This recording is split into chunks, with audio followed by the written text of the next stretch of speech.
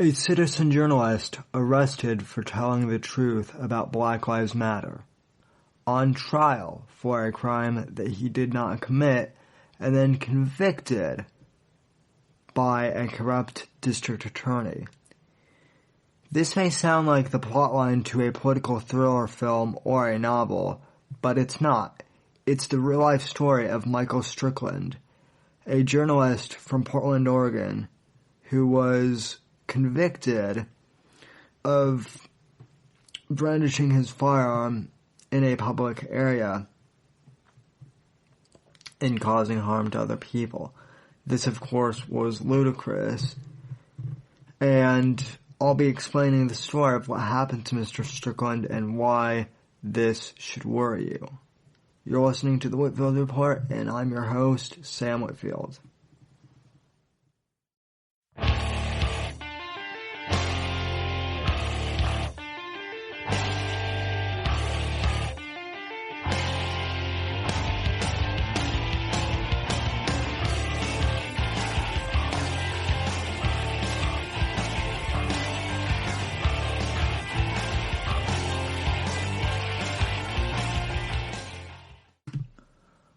Alright, so first off, I would like to welcome you all to the brand new format for the Whitfield Report. I decided to rename the Whitfield Analysis Podcast to the Whitfield Report just because I've been doing a YouTube series with American Watchmen called the Whitfield Report, and also I decided to change the name of the Whitfield Analysis to the Whitfield Report because there were some people online who were making jokes about the word analysis, or one part of the word analysis. If you break it down, I'm sure you could find the double meaning for that. Anyway, so that's why I decided to change the name, and welcome to the new show here on Tape Right if you're listening to that online, or if you're listening to this via the RSS feed. Either way, I appreciate you joining me. So for this week's episode, I'd like to introduce you to the story of Mike Strickland, a citizen journalist from Portland, Oregon, who was arrested for brandishing a firearm at a Black Lives Matter event. Now, to some of you out there who are listening, this may seem pretty straightforward, right? He brandished a weapon at a Black Lives Matter protest, so therefore he should be arrested, right? Well, it's not as simple as that, ladies and gentlemen. There were political motivations behind his arrest. How I came to find out about this story was because of a mutual friend that both Mike Strickland and I have. That gentleman is Leo Stratton. I've had him on the Whitfield Analysis before multiple times. And I've also had Dan Sandini on the Whitfield Analysis before too. And both Dan and Leo know Mike Strickland personally. They've known him for almost half a decade, 8 years. I've only known Dan and Leo for the last 5 years. So they've known Mike a lot longer than I have, and I don't even know Mike. I only know of him. But when Mike got convicted on Friday, they asked me to invite them on the program to tell their side of the story and to tell Mike's side of the story. Because even though the Portland criminal justice system has made up their mind that Mike is a dirty scumbag, Leo and Dan, and I, for that matter, beg to differ, and we'd like to present another side of the story. So in this first segment of the interview we did, Leo is going to explain who Mike Strickland is and just give some basic background. Cut number 1, go.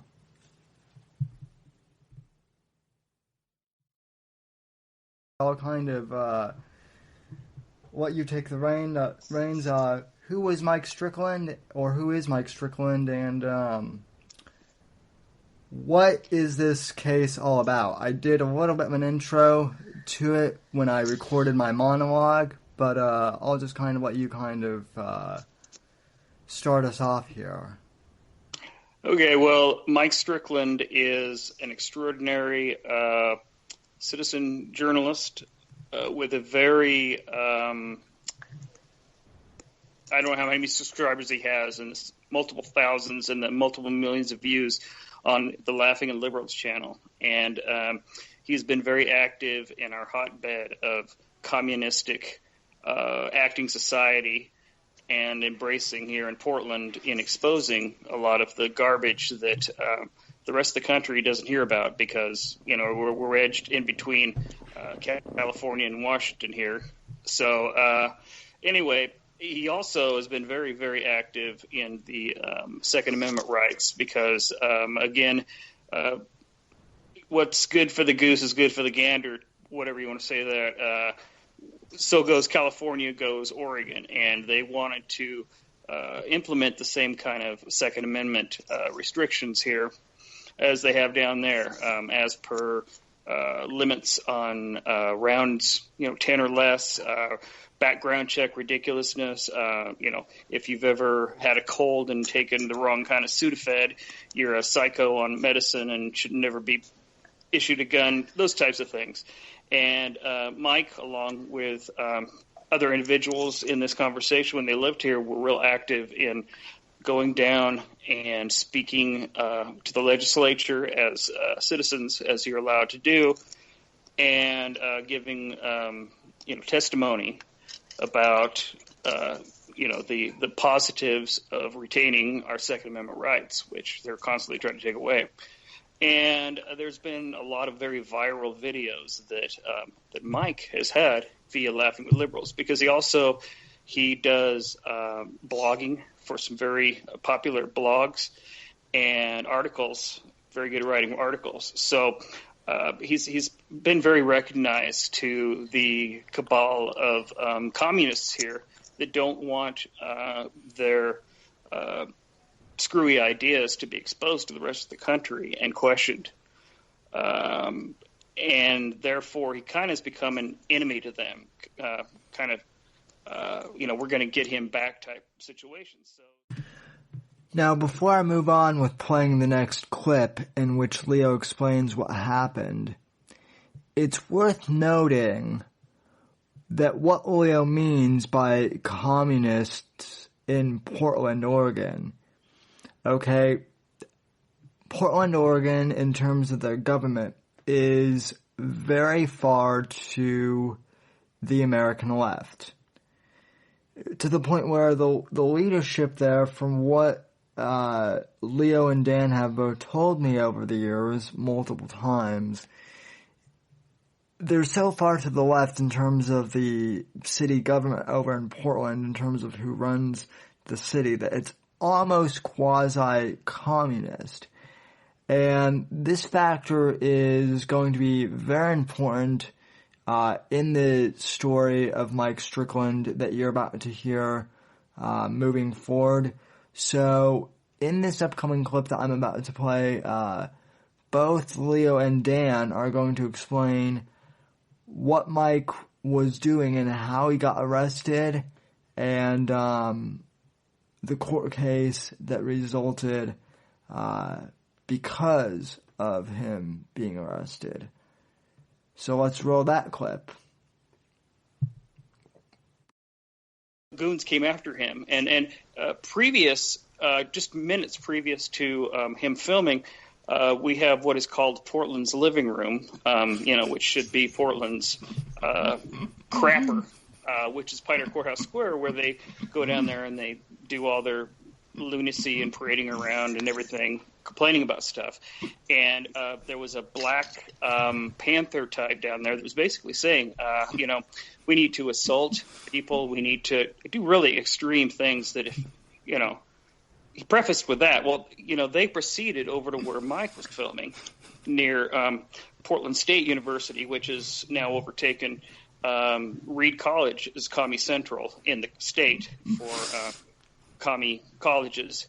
And basically they surrounded him, and he has a concealed carry permit. And they had previously beat people with, they carry around these little commie swastika flags or whatever, and whatever they pull off the backyard, whatever, and hang up above them to complain about something. And they're fond of using the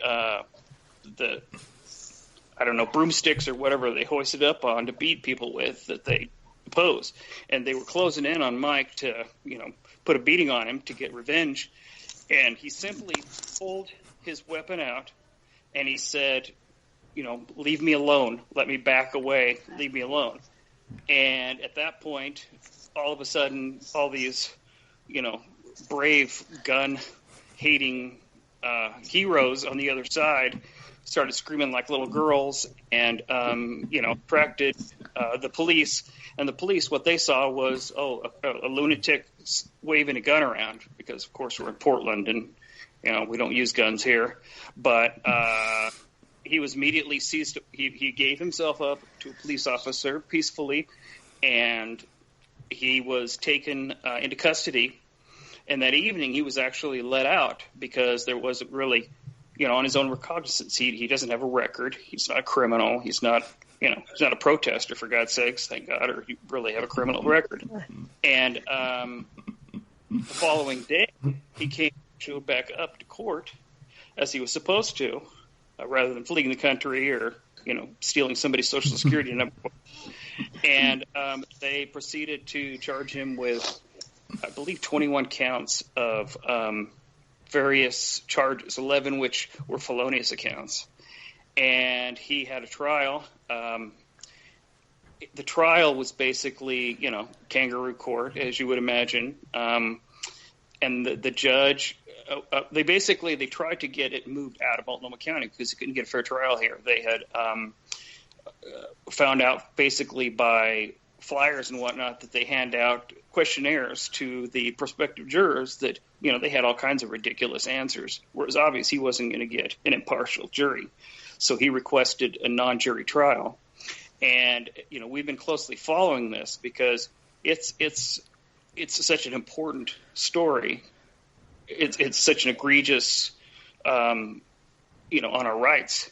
So basically, it came down last Friday that he had been actually charged on all 21 counts, which is just, the guy didn't even there's a picture that I don't even know if they allowed it into testimony or whatever, but he has his finger on the side of the guard of the gun.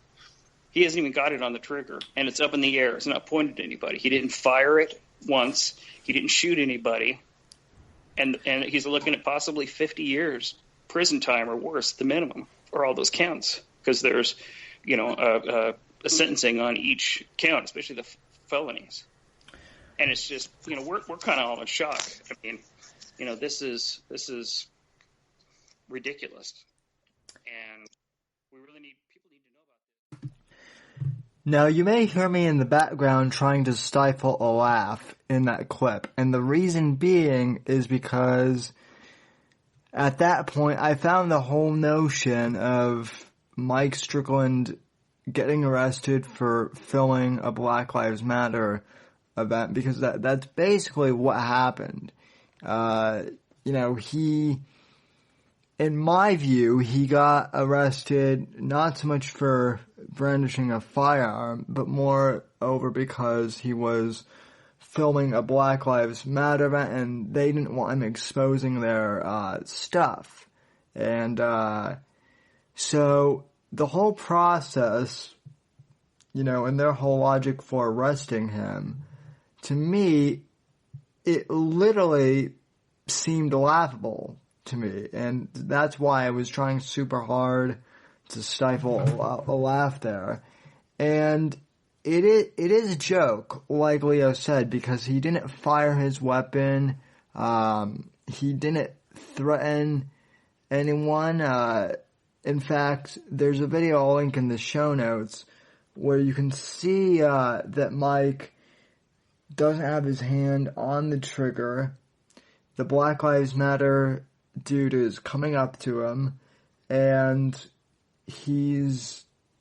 Mike is simply backing away, and then he finally unholsters his gun, and the guy freaks out and, tries to say that Mike threatened him or whatever. It's ridiculous.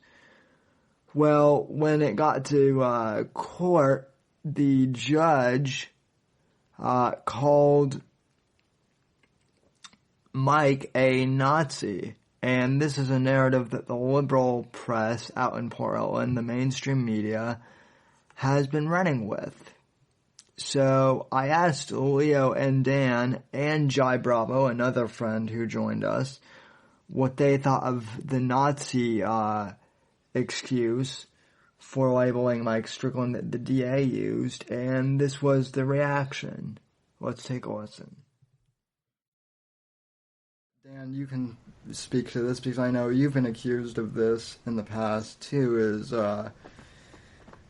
they love to throw around the term white supremacist a ton, and that was one of the characteristics that they used to try and slam Mike, and it looks like, unfortunately, it worked. So Mike doesn't have a jacked up pickup truck, or he has no flags, Confederate flags on. And I don't even think he listens to country western music. So he's far from being a white supremacist. I mean, joking aside, Mike is a person that judges you for who you are as a human being, not the color of your skin or your religion or anything else. Mike judges you as most people should. He's not. That's just a lazy term, a talking point that they use. So next you'll hear Dan Sandini, a friend of ours and one of Mike Strickland's close friends, describe what happened when he took Mike back to court the following day. And Dan describes the arraignment process for Mike Strickland and his experience trying to film the arraignment as a citizen journalist, which he should have legally been allowed to do, but the judge did not want him filming the event. And Dan explains why. The original night that he was apprehended, the sheriffs charged him with a single misdemeanor and released him on his own recognizance. And I brought him back to the courtroom the next day to face his arraignment. So they allowed him to go home. They didn't make him languish in jail, and the cops thought his actions were fairly reasonable that night. And in between the time that he was arrested the previous night and showed up for the arraignment on the misdemeanor the next morning, the district attorney who was there, first name's Kate, I can't remember what her last name is, but she called. First of all, I tried to tape it, and there was both the Oregonian and Oregon Public Broadcasting in the audience that day when he was arraigned, and I was there, and so I rolled on my iPhone, and they told me to stop filming again. I mean, there's a history of this in Portland, and I said, no, I'm not. There's two other people in the room here. It's my First Amendment right. You need permission of the judge in order to film inside the courtroom, and the only people that were allowed to film or tape were the two left-wing media outlets that were there. And getting back to Mike being a white supremacist, the district attorney called him that when she charged him with 21 felonies. And Leo, I think you misspoke. You said that he was charged on Friday. He was found guilty on Friday. So I did. Yeah, you just misspoke it. But just in case somebody else was. White supremacists have a tendency to do. So I'm just. So anyway, he's found guilty on 21.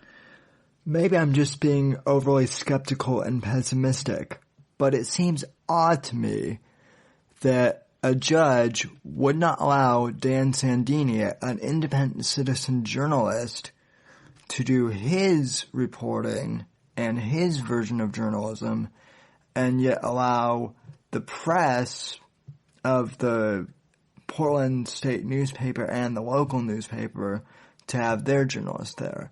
Now, yes, I know that those press organizations are more established and that they're actual businesses and that Dan is an independent journalist, but still, as you have no doubt heard, Portland's media isn't necessarily unbiased.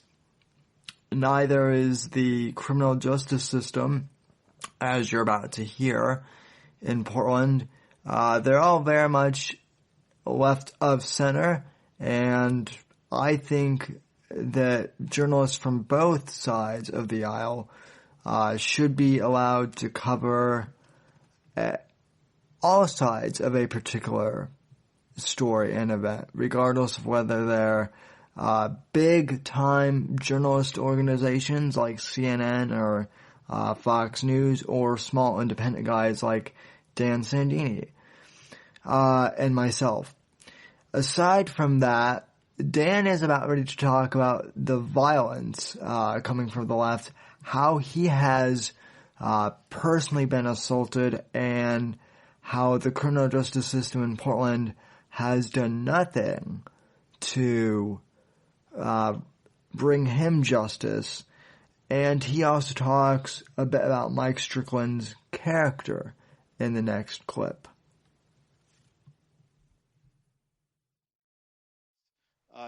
I've known Mike Strickland for 10 years now. So, well, that's exaggerating a little bit. 8 years, okay, that we've been doing this in Portland. And they have used the courts against us multiple times. So I've been assaulted by the left for refusing to stop filming at their events. And the Multnomah County DA has refused to press charges against the leftist people who assaulted me. And then last year, Mike was jumped by a guy called Sky Fitzgerald, who is a leftist videographer. And once again, they refused to press charges against a guy who broke his arm. So Mike is coming into this a year after having his arm broken 3 places by these people. I talked to the surgeon after he came out of the hospital, and the surgeon Sky also stole his ran off and stole his equipment as well. Yeah, you're right, Leo. So when he was arrested or whatever by the police, he had the stolen property of Mike's as well. So it was larceny or whatever as well. He erased all the content, I do want to just get that point in there, that this is a concerted effort that's been ramped up over time here by the left to use the court system to silence the citizen journalists, conservative citizen journalists in Portland.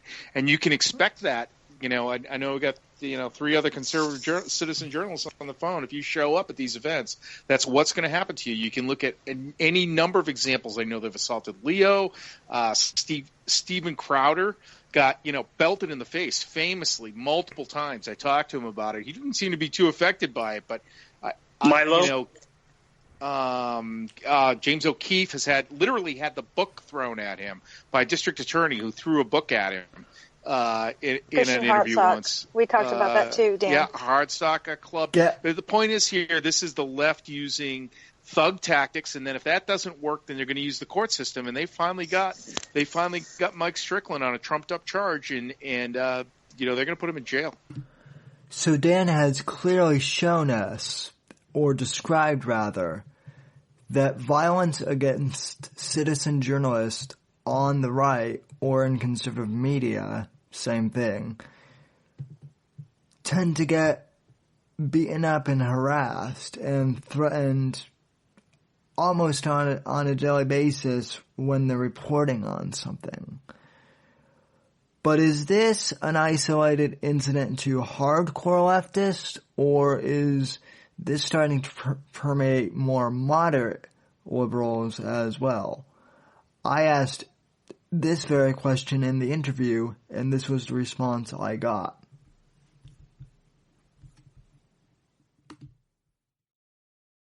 This is what scares me, is that the left has always had this propensity for violence on the far left, but what really scares me is, ever since the election of Trump, more moderate liberals seem to be justifying it more and more. That either Trump provoked it or something else. And that really scares the shit out of me, honestly, that's happening in, 2017 in America. And it's just... Well, the more that's accepted, the further they're going to go with no thought of even considering it being excessive. Right. And that's what's scary. That's what's scary. I mean, for me, Dan has moved away from the state, and Mike is unable to do it right now. So, I'm going to have a target on my back. It's not going to stop me, but... We've talked a pretty good deal about how left-wing activists can be violent, but what happens when local law enforcement and the criminal justice system is on their side of the political agenda and intimidates journalists and citizens who disagree with their political views? This actually happens in Portland a lot towards conservative journalists. And Dan personally describes a time when this occurred to him not too long ago. Take a listen. My house and read me the Oregon recording laws, or they tried to. I asked them. This was so in the state of Oregon, the state police are the governor's bodyguards, and so it's basically like his own personal goon squad. Okay, they can be sent around to his political adversaries to harass the general public. It's very chilling. I think back to the French Revolution and the Bastille, and that's what Justice Center in Portland, Oregon has become. It's like the Bastille was in Paris, and we all know how that ended. But they are using the justice system, the only thing that we can't have influence on, the justice system, to stifle their opposition in Oregon. That's how Oregon is maintaining this leftist minority in power is by silencing the media through the use of the justice system. And if you are a citizen journalist in Portland and you are assaulted, do not expect any justice from the system at all. The DA will not bring charges against a leftist protester who attacks a right-wing cameraman. It's just not going to happen. And on the other side, if you jaywalk, Leo, they are gonna arrest you. That's what's going to happen. Every time you go down there, you should be ready to get arrested. And Mike is a perfect example right here. And one may think that Dan is being a little over-skeptical and cynical of the criminal justice system in Portland by saying that the police won't help you if you're a conservative journalist and you've been attacked by a left-winger. That sounds very cynical in nature, and normally I wouldn't buy it, except for the fact that this actually happened to Dan once. He was assaulted a few years ago by a left-wing radical, and the criminal justice system in Portland refused to press charges, even though the facts were clearly on Dan's side. Take a listen to Dan describe what happened. Can do selective enforcement. It doesn't, a cop who, sees you commit a crime can choose to arrest you or not arrest you. It's his choice to be able to do that, and that's in the law. And so it's easy for them to discriminate in a place like Portland against, the white guy with the video camera. And then on the, further up the food chain are the prosecutors, and this is where the real problem comes. And the prosecutors in our country have prosecutorial discretion. Comey can decide that he's going to press a charge or not press a charge. That's how it works in Portland. The district attorney, who is an elected office, can choose. He's got so much money, and he can choose, I'm going to enforce these laws, and I'm not going to enforce these laws. And so, what presents the perfect irony in Portland is on the day that Mike Strickland is found guilty of 21 felonies simply for pulling his gun out to defend himself. That's all he did, was pull his gun out to defend himself. On that same day, the lawless, violent protesters who broke windows and rampaged through Portland on J20. $1 million. $1 million. They dropped the charges on those guys the same day, Sam. You were talking about Berkeley. In the same town on the same day, these crimes, on the same day that those charges are dropped against those people, they find Strickland guilty. Now, you tell me that's a coincidence in timing. That is not a coincidence in timing. I can tell you that right now, that they were waiting to drop those charges until they found Strickland guilty. It's a travesty of justice. That was the headline from Victoria Taft, and it bears repeating. Sam, you did a great job on saying that Victoria Taft's blog, you can just Google her, Victoria Taft, and she's covered this thing from the very beginning, and it really, it's worth the time for your listeners to go out there and read her. Victoria Taft is the main journalist in Oregon who's been covering this story, and she's the only one who has covered it in print media and web media, who is willing to give Mike Strickland a fair hearing. And I've linked her website in the articles, in the show notes, and in the card on TapeWrite that you're currently listening to. And I suggest you check out those articles. One thing that the liberal media has tried to do here, ladies and gentlemen, and this is very important to note, unless you see a photo of Mike Strickland, you would think that he was some beefy white supremacist dude. And that, yeah, he got arrested and it serves him right. But if you actually Google Mike Strickland journalist and see a photo of him, you'll see a guy who's quite the opposite. He's a skinny dude, kind of like me, very kind of wiry and thin, not overly skinny, not bulimic, but still a thin guy. Doesn't really look like he could put much of a fight. He doesn't really, no offense to him, and he doesn't really seem all that intimidating. And we talk about that factor here in this next clip, and it just adds to the absurdity of why Mr. Strickland was arrested in the first place.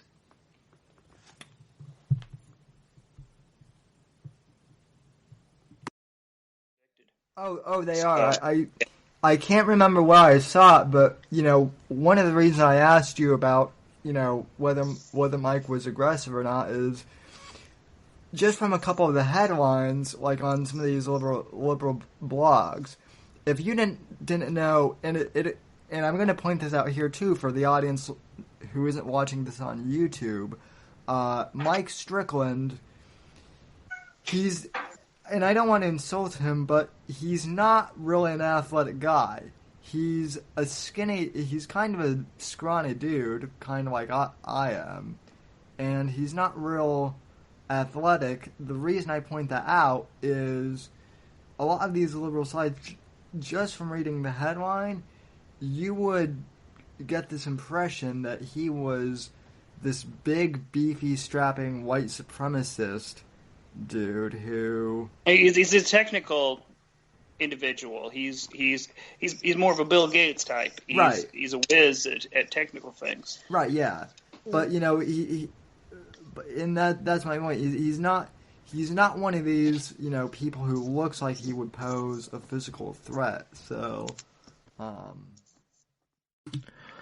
unfortunately for right now, because of Mike's guilty verdict, it doesn't look like he'll have a chance to get a second trial at this point. And it's looking like he could serve jail time. 50 years, in fact, in the most extreme case. Now, you may be asking, well, Sam, if Mike's court case has already been decided, if his fate has already been decided by the courts, then why bring up his story on your podcast at all? Why should this matter to us? Because Mike is an example of what could happen to a citizen journalist. I don't care what party you belong to or what your political affiliation is. Mike is an example of what happens when you oppose the opposition, and the opposition, their cronies run the government. That might not have come out the most coherently, but basically, this could happen to other journalists as well around the country who speak out. And it's important to know the dangers of doing citizen journalism, because it can be dangerous. And corrupt institutions, they might not perform physical assassinations anymore, but character assassinations. And that's what the Portland criminal justice system has done here to Mike Strickland. So we talked about the importance of this case in the interview to kind of wrap it up, and then I'll also have some more information about Mike's legal defense fund in case he can get another trial hearing. But anyway, here's the summary of our interview. Cut number 5, go. Because it's possible for everybody to write the Attorney General of the United States. I mean, we can petition the government. That's one of our rights as the people. And I would encourage everybody to write to the Attorney General. Write to him, and say, hey, write to Donald Trump. Write to any of your politicians and say, hey, this is, as the dudes would say, this will not stand. This injustice will not stand, because you're next. Let's say you are next, and especially the Attorney General of the United States. I think that starts at the top. I'm sorry to walk all over you there, Leo. Sorry. No, you're right. No, my hope, what I really want to do on this, and I think the best thing that we can do for Mike is to get the attention of individuals out there that aren't aware of this, and work it up through the system. Work it up to where, it gets Hannity's attention. It gets Alex Jones's attention. That gets it up to Breitbart's attention. Breitbart then gets it up to the point where it can't be ignored by anybody. And then maybe Trump is going, wait, what's going on over in Oregon? That's and that is how we do this. And then the other thing is his sentencing doesn't occur till like May. And if nothing else, if we don't get the attention of those people, we bombard this like crazy and put pressure on them to suspend a sentence, to do very little, or the outrage that will come out of strong sentencing for him, because everybody will hear it. And we know how many gun owners there are in this country, and how many Second Amendment supporters there are. They need to be aware of this. Unfortunately, if they don't, if you look at it from their perspective, if they don't give Mike jail time now, there's going to be outrage on the left, and that's just a scary thought. We have the presidency, we have the House, we have the Senate. Tough. Too bad. Right? I agree with you. Tough shit. Yeah. Tough shit. Well, like I said, they'd be unhappy, no matter what happens. So, but, true. That is what so Mike true. What Mike was telling me, I thought this whole time it was a Second Amendment issue. I still think it kind of is, but I feel like the left has used that to piggyback to make it a First Amendment issue. And Mike was telling me specifically, like, this is them trying to silence us. And you're starting to see that. Like Sam brought up Berkeley, and just like they're trying to silence Trump. So this is two issues at once. They're just using the Second Amendment because Portland's got some strict anti-gun stuff going on. But all this was them silencing him. They just used the gun issue against him. So I think if you can get Second Amendment supporters on here, great. But also get the First Amendment ones on there. All the bloggers, all the people who think that they have freedom of speech. Well, guess what? The left's coming for you. Yeah. Well, talking about it, I think, is the best thing we can do right now, is just getting the word out, like Leo was saying. That seems to be the best thing to me, because as we saw it. Here's another thing, a little inside baseball for people who don't live in Oregon. Dan and Mike going down and speaking at those hearings when they wanted to implement these gun laws helped make a difference, because the legislators there heard from the people, if you implement this, you will not have a position the next time we vote. You guys are not going to get back in. Particularly on the guns, it's Mike. That's his ballpark, his bailiwick, and they have finally found a way to silence him. And right now, there's going to be nobody to tell the truth on the next round of these gun bills. Watch what happens with these gun bills in Oregon. Oregon's a very good state for guns right now. Maintains our Second Amendment rights, but without Mike there to stop that, let me. I know that there may be some listening to this podcast who might not agree with Mike Strickland's conservative politics, or mine for that matter, or Dan, or Leo, or Jai. But Mike is an investigative journalist, and he has reported multiple sides of a story and then put a spin on it. That's what journalism is. Let's be honest, folks. In reality, every journalist has a bias. The trick is to know which bias your journalist has. And Mike Strickland and Dan and Leo and Jai and I, we're all pretty upfront and obvious about ours. The left, not so much. But if you believe in freedom of speech, if you believe in free journalism, then this is a case that you'll definitely want to research for yourselves. And you'll want to help out Mike if you can. And in fact, we have some information about Mike Strickland's legal defense fund.